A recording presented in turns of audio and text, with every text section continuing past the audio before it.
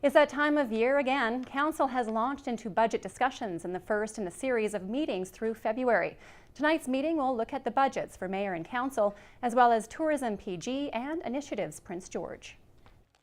For the average person, the most important part of the budget process is the end result, how it will affect property taxes. To maintain basic services is 1.5% of that 3.5%.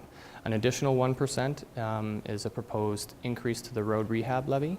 And then there's a new levy that we're proposing, which is a general infrastructure reinvestment fund. And it's to address aging infrastructure in our general fund. And so that's an additional 1% proposed as well. When the dust settles, that will translate into a grand total of a 3.5% increase.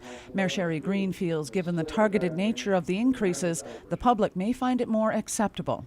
I think that people will appreciate that 2% of that money is targeted to roads and general infrastructure. So we're really looking at a 1.5% increase for all of the rest of the costs that we have. And so for the things that have gone up, like our utilities, hydro, and things like that. So we do have cost increases that we need to pay. The first meeting deals with more administrative budgets. The Office of the Mayor, Corporate Services, Initiative Prince George, and Tourism Prince George. Next Wednesday's meeting deals with the budgets near and dear to people's hearts.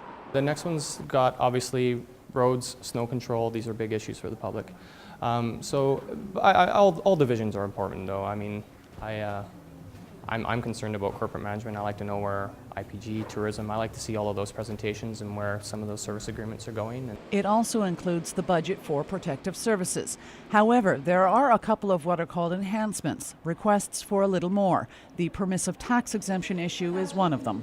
This is a difficult decision that council made in the fall. We were caught with a policy that didn't match the state of the dollars that we were trying to allocate to a variety of service groups and organizations and nonprofits around the city. And one of the recommendations that council had was for staff to bring that back in the spring at the budget. There is a 15-minute window for public input at each meeting beginning at 6 p.m. Cheryl Jan, CKPG News.